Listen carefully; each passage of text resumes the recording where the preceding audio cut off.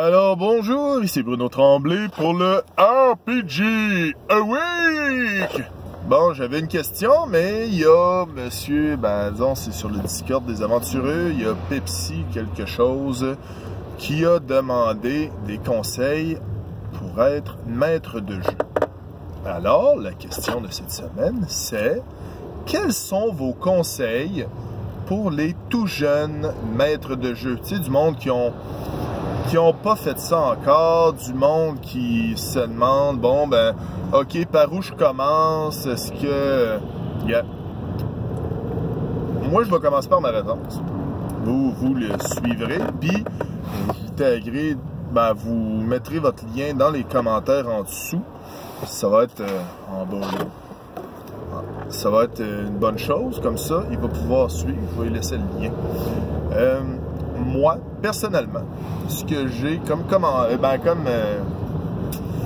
conseil à te donner, c'est, premièrement, essaye de ne pas t'attendre à essayer de te faire un monde, de faire un jeu complet, de te faire des règles. Non, apprends une petite base de règles pour commencer.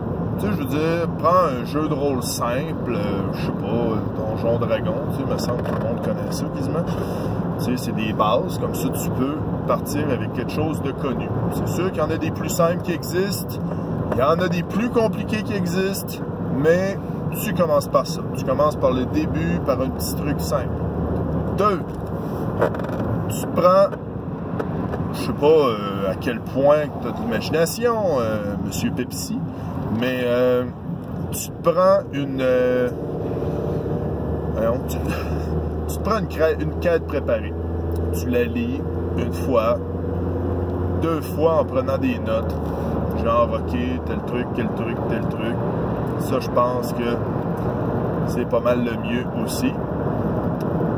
Les joueurs, tu te prends des joueurs qui sont pas des joueurs super expérimentés. Prends du monde que tu connais, des amis ou quelque chose du genre. Ça serait quand même pas pire là-dessus. Faut que tu sois, pendant la partie, il faut que tu sois à l'écoute de tes joueurs. C'est ça qui est important. À l'écoute des joueurs, tu réagis à ce qu'ils te donnent. T'essayes pas de pas mal les garrocher d'un bord puis de l'autre. Le 3/4 des parties sont écrits par les joueurs. Tu sais, je veux dire, juste avec la paranoïa des joueurs, le monde qui te garoche des... Non, c'est exemple. Complètement de l'autre côté. Les joueurs... tu sais, il y a beaucoup de fois dans mes parties, il y a des joueurs qui disaient « Ah, c'est-tu telle affaire qui est arrivée? Disons, le père de telle personne, ce serait le père... cet homme-là, le vieil homme, ce serait le père de telle personne. » Moi, je n'avais aucune idée de ça. Je dis « Oui, tu as complètement raison, mon ami. » Puis il fait « Oh, wow, je l'ai trouvé. » Et finalement, c'est pas vrai. Il m'a juste donné une idée, puis je l'ai trouvé bonne. Fait qu'il y en a beaucoup. Ça arrive beaucoup de fois. Juste écouter les joueurs. Ils te donnent beaucoup d'idées, beaucoup de jus, beaucoup de... Puis ça va aller tout seul. Être à l'écoute des joueurs, c'est ça, c'est important. Puis en tant que maître de jeu, c'est ça, tu sais, il faut que tu aies un peu d'imagination puis de capacité d'improvisation. Moi, je pense que pour faire ça, tu sais, tout le monde, presque tout le monde est capable de faire des petites histoires,